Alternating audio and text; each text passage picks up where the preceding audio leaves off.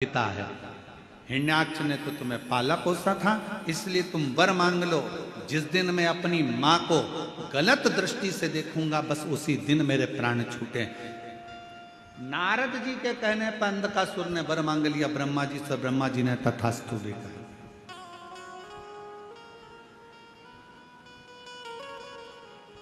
अब तथास्तु तो कह दिया, समझ लेना था अंधकासुर को कि अगर ब्रह्मा जी ने तथास्तु कहा है तो इसका मतलब है कि मेरी माता कहीं ना कहीं तो होगी, ये निश्चित। मेरी मौत अगर लिखी है तो मेरी माता कहीं ना कहीं तो होगी।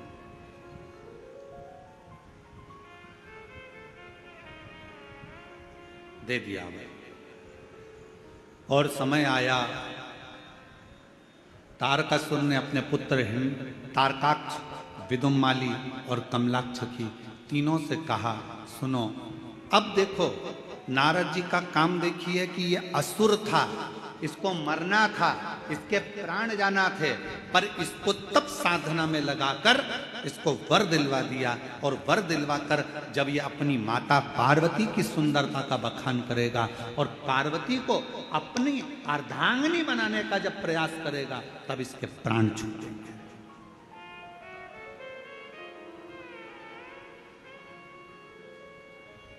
और समझाया देवऋषि नारद ने। ऐसा नहीं कि देवऋषि नारद समझाते नहीं है, नारद जी का काम है समझाना, ज्ञान देना। एक विद्वान संत, साधु, सन्यासी, तपस्वी, साधक, उपासक की एक क्रमता होती है कि वो समझाने का प्रयास करते, पर तुम्हारी बुद्धि में बैठे तब तुम्हें समझ में आए। महाराज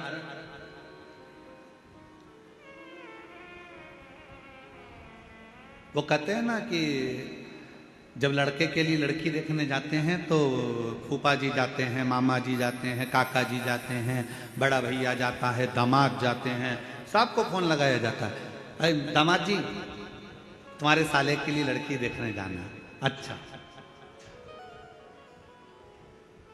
अरे मामा जी तुम्हारे भांजे के लिए लड़की देखने जाना है। फूफा जी तुम्हारे भतीजे के लिए लड़की देखने जाना है। चलो, अब सबको ले जाकर लड़की वालों के यहाँ बिठा दिया और लड़की वालों के यहाँ पर लड़की चाय की ट्रे लेकर आई। तो जितने भी देखने गए थे ये सब आपस में मन में विचार करने लगे कि हम हमारे साले के लिए लड़की देखने के लिए आए हैं, हम हमारी भांजे के लिए लड़की देखने आए हैं, हम हमारे भतीजे के लिए लड़की देखने आए हैं। सब के सब जितने लड़की देखने गए थे सब ने विचार करा, अपना ही निर्णय गड़बड़ हो गया था तो फिर भांजे का निर्णय कैसे ले पाएंगे।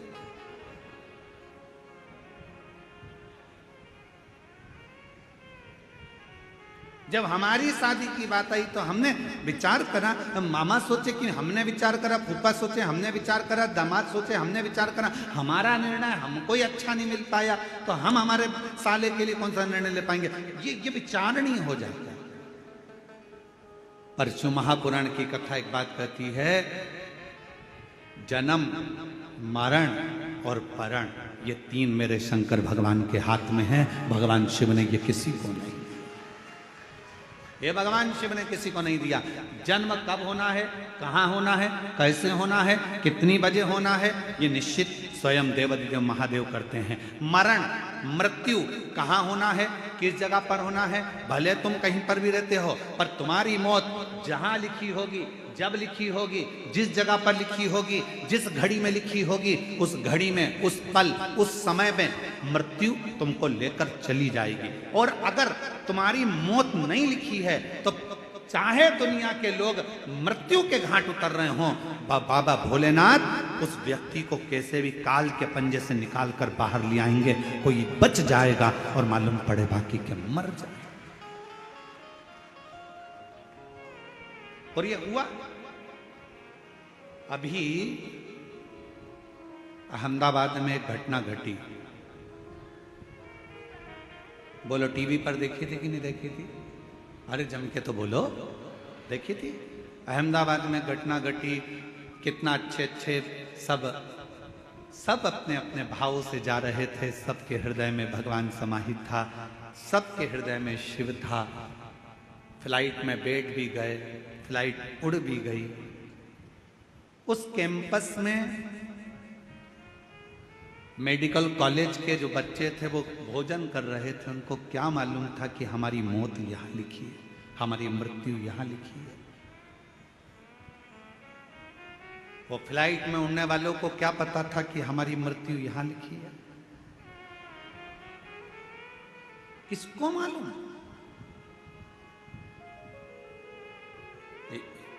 किसी को नहीं मालूम कि मृत्यु कहां, कब, कैसे लिखी है। पूछा था मां पार्वती जी ने भगवान शंकर से, अमरनाथ की गुफा में बैठकर भगवान शंकर से पार्वती जी ने पूछा था, प्रभु मेरा एक प्रश्न का उत्तर दीजिए।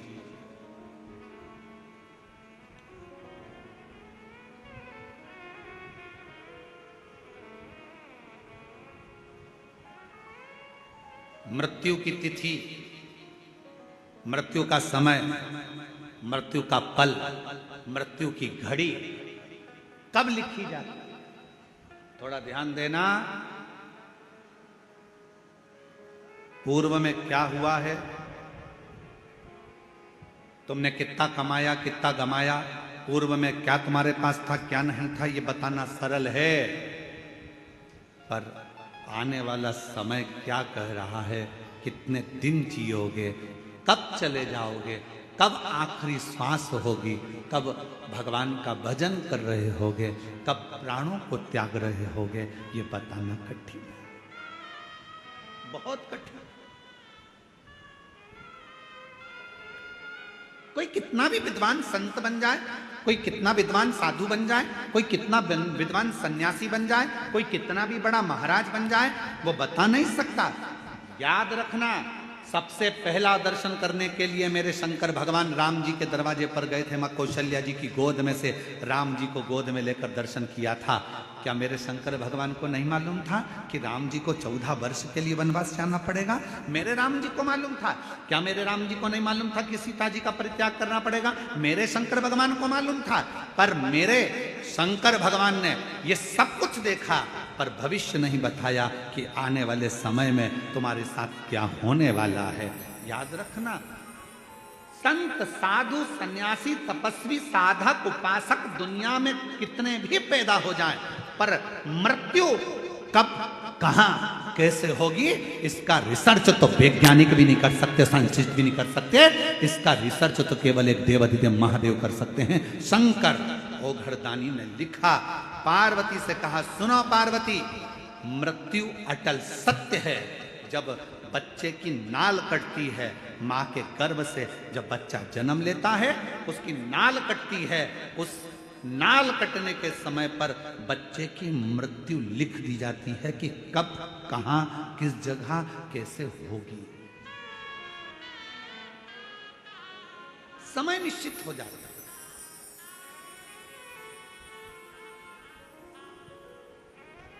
स्वामी विवेकानंद जी का प्रसंग याद कर लीजिए।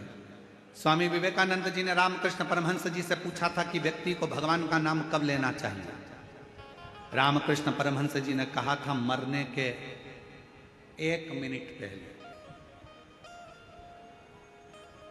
मरने के 1 मिनट पहले भगवान का नाम लेना चाहिए। तो रामकृष्ण परमहंस जी से स्वामी विवेकानंद जी ने पूछा कि मालूम कैसे पड़ेगा कि मरना कब है? तो रामकृष्ण परमहंस ने कहा, जब तुम्हें मालूम ही नहीं है कि मरना कब है, तो हर पल, हर मिनट, हर क्षण भगवान का नाम लेते रहो। कौन सा क्षण आखिरी होगा, किसको मालूम है? कौन सा क्षण?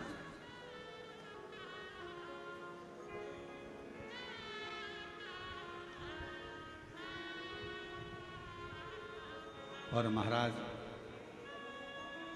अंत समय प्रभु आना पड़ेगा, वचन दिया तो निभाना पड़ेगा।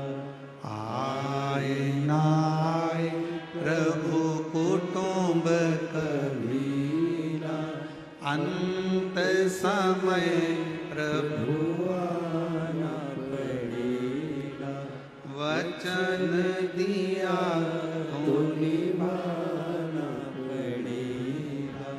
अंत समय प्रभु आना पड़ेगा। कौन आएगा? किसको मालूम कब कौन सा पल, कौन सी घड़ी, कौन सा क्षण, कब किसका आखिरी है। इसलिए शिव पुराण कहती है। कई माताएं सोचती है हम परसों के दिन कथा में जाएंगे, अब चौथे दिन संडे पड़ेगा ना जब हम कथा में जाएंगे, और उससे पहले निपट गई तो किसको मालूम।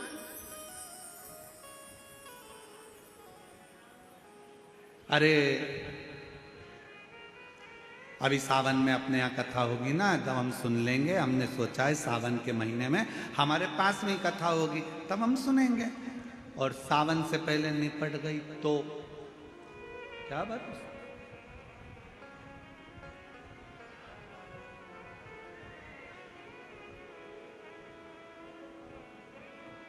बहुत कठिन, बहुत कठिन। खूब भगवान का नाम ले, खेत में काम करो, धान बो, अपनी मेहनत को पीछे मत हटो, परिश्रम पूरा करो।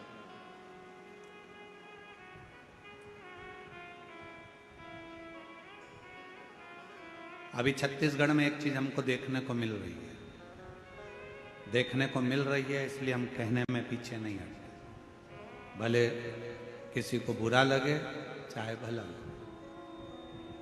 अभी हमको देखने को मिलता है कि कई किसान वर्ग के लोग, गांव के लोग अपनी अपनी जमीन को बेचकर शहर चले जाते हैं और सोचते हैं कि शहर में बहुत सारा सुख होगा, बहुत सारा सुख शहर में होगा।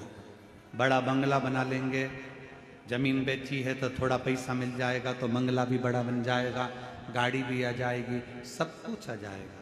पर मेरा करबद्ध हाथ जोड़कर निवेदन है इस व्यासपीठ से कि जो छोटे छोटे किसान हैं, जो जंगल गांव में रहते हैं, जिनके पास जमीन है और जो धान की फसल लगाते हैं या अन्य फसल लगाते हैं, उनसे कहूँगा अपनी जमीन बेचकर कभी शहर में मत जाओ। जो गांव में सुख है उस शहर में नहीं मिल सकता।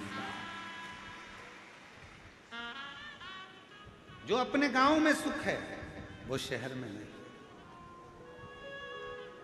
शहर की चमक जरूर लग रही है कि यहाँ गाड़ी मिल सकती है, बंगला मिल सकता है, शहर में पानी मिल जाएगा, शहर में ये मिल जाएगा, एजुकेशन मिल जाएगा, सब कुछ मिल जाएगा। शहर में तुम्हें गाड़ी भी मिलेगी, पैसा भी मिलेगा, धन भी मिलेगा, बंगला भी मिलेगा। तुम जमीन बेच कर जाओगे तो तुम्हारे पास ढेर सारा धन भी होगा, सब कुछ होगा।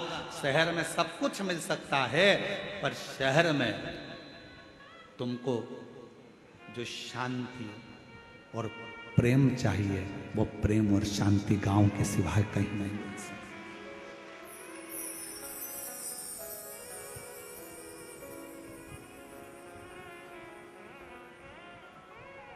कितना अंतर है शहर और गांव में। शहर में अगर कोई साधु भी आ जाए, संत भी आ जाए ना, तो लोग उसको भिखारी समझते हैं। मांगने आया होगा, दरवाजा बंद कर दो, दरवाजा मत खोलना, दरवाजे पर लिख देते हैं कुत्तों से सावधान, अंदर मत घुस जाना। शहर में अगर कोई साधु संत भी आ जाए तो लोग उसको भिक्षुक समझते हैं, भिखारी समझते हैं। और गांव में अगर कोई भिखारी भी आ जाए ना तो लोग उसे संत समझते हैं, साधु समझते हैं, सन्यासी समझते हैं, तपस्वी समझते हैं। मत बेचो अपनी जमीन को, भले थोड़ा सा टुकड़ा है, थोड़ी सी फसल लगाओ, अलमस्त जिंदगी जियो। अपनी जमीन है, अपनी जमीन पर रहे हो, तुम सब जमींदार हो। लोग कहते हैं ये किसान है, हम कहते हैं जिसके पास जमीन का भी अगर एक टुकड़ा है तो वो जमींदार से कम नहीं है, अपनी मस्ती में जीने वाला, अपनी मस्ती।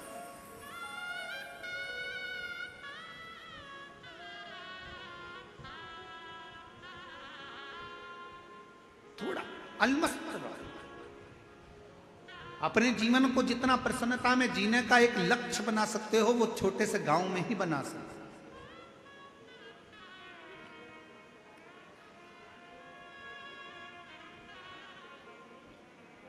शिव कथा कर रही है, भगवान शंकर का चरित्र करा है, शिव महापुराण की कथा कर रही है, भगवान शंकर का संवाद करता है।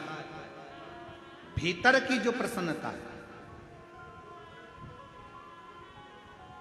देवऋषि नारद ने अंधकासुर को भगवान की भक्ति में लगा दिया। अब वो विचार करता है कि वर मिल गया, वर मिलने के बाद उसने विचार करा कि मुझे शादी करना है, कोई अच्छी लड़की मिल जाए। जो लड़की थी कहाँ, शिव जी उसको ब्याह कर ले गए। माता पार्वती जी की सुंदरता की ओर उसका मन डोल गया, मन उसका विचलित हो गया पार्वती जी की ओर, और आखिरी में पार्वती जी को लेने गया। उसको नहीं मालूम था कि ये मेरी माँ है, इसने जब मेरा जन्म हुआ तो गोदी में मुझे ले लिया था, और मुझे गोदी में लेकर ये निश्चित हो गया था कि ये मेरी माता हो। जब बच्चे की नाल कटती है उस समय पर निश्चित हो जाता है कि इसकी मृत्यु कब होगी, कहां मरेगा, किस जगह मरेगा, किस जगह प्राण छूटेंगे, जल में, थल में, वायु में, विमान में आदि, कहां, गाड़ी में, घर में, जहां उसके प्राण छूटने का होता है वहां का लिख दिया जाता है। अपने जिले में, अपने क्षेत्र में, अपने प्रदेश में, दूसरे प्रदेश में, दूसरी जगह में, कहां लिखा वहां जाता है, वहां।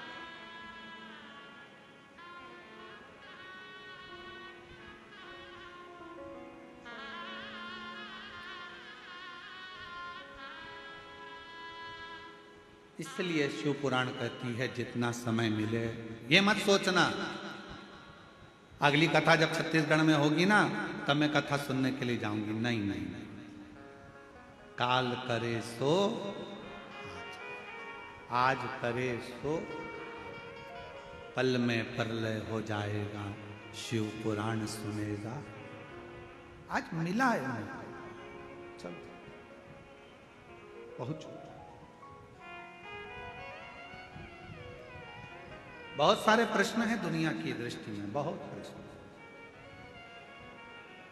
एक बहन ने एक प्रश्न लिखा कि गुरुजी हम हमारे नर्मदा जी का दर्शन करने के लिए हम जबलपुर के पास बेड़ा घाट गए, वहाँ से हम शंकर जी का छोटा सा शिवलिंग लेकर आ गए, हम उसकी प्राण प्रतिष्ठा करे बिगर हम उसका पूजन कर रहे हैं, हमारे पास में प्रतिष्ठा का पैसा नहीं है, हम उसकी आराधना कर रहे हैं, क्या हमें पुण्य मिलेगा? क्यों नहीं मिलेगा? लिंग पुराण में, शिव महापुराण में, नर्मदा पुराण में, स्कंद पुराण में, सब में तो वर्णन किया कि मां नर्मदा जी के जल से अगर कोई कंकर भी निकलता है तो वो शंकर है। उस शंकर की प्रतिष्ठा की जरूरत नहीं होती, वो अपने आप में प्रतिष्ठित होता है। आप उसकी आराधना करिए, कौन मना कर रहा है? आप उसके जल चढ़ाओ, पूजन करो, आराधना करो।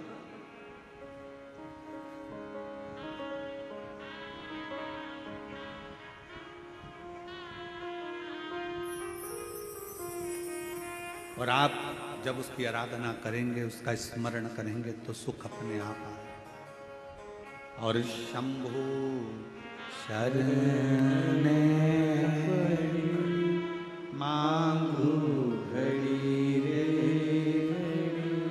दुख काटो दया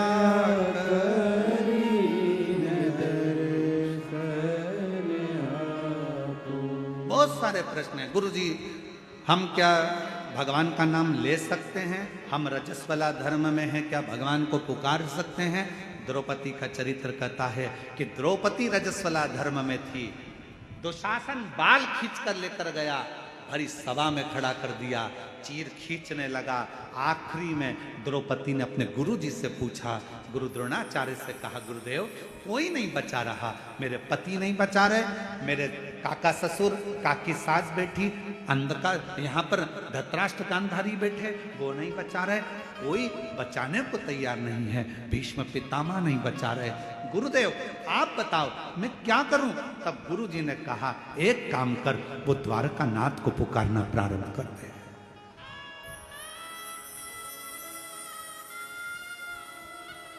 भगवान को पुकार। द्रौपदी कहती है मैं रजस्वला धर्म में हूं, रजो धर्म है मेरा, मैं भगवान को पुकारूं। हाँ आएगा। रजो धर्म के समय पर भी द्रौपदी ने अपना मंत्र का स्मरण करा। शिव महापुराण की कथा कहती है, भगवान का नाम, तुम शुद्ध हो अशुद्ध हो, तुम स्नान करे हो ना करे हो, तुम कहां बैठे हो, उससे भी मतलब नहीं। शिव पुराण की कथा कहती है भगवान का नाम कहीं पर भी पुकार सकते हो। कई लोग कहते हैं हॉस्पिटल में हम रुद्राक्ष पहनकर जा सकते, क्यों नहीं? हम ऐसी वैसी जगह पर रुद्राक्ष धारण कर क्यों नहीं? सर्वस्वता शिव का सर्वस्व। क्या तुलसी की माला में गलत क्रम नहीं आएगा? रुद्राक्ष में गलत क्रम नहीं आएगा? अरे शिव महापुराण की कथा कहती है कि तुलसी जिस पात्र में डल जाती है उसको भी प्रसाद कर देती है, रुद्राक्ष जिसके गले में डल जाता है उसको भी शिवमय बना देता है। इसमें क्या सोचना? क्या हम मंत्र जाप करें? करो नाम जाप, भगवान का नाम लेते जाओ। तुम कैसे भी हो प्रभु का नाम लो, प्रभु का। श्री शिवाय नमस्तु,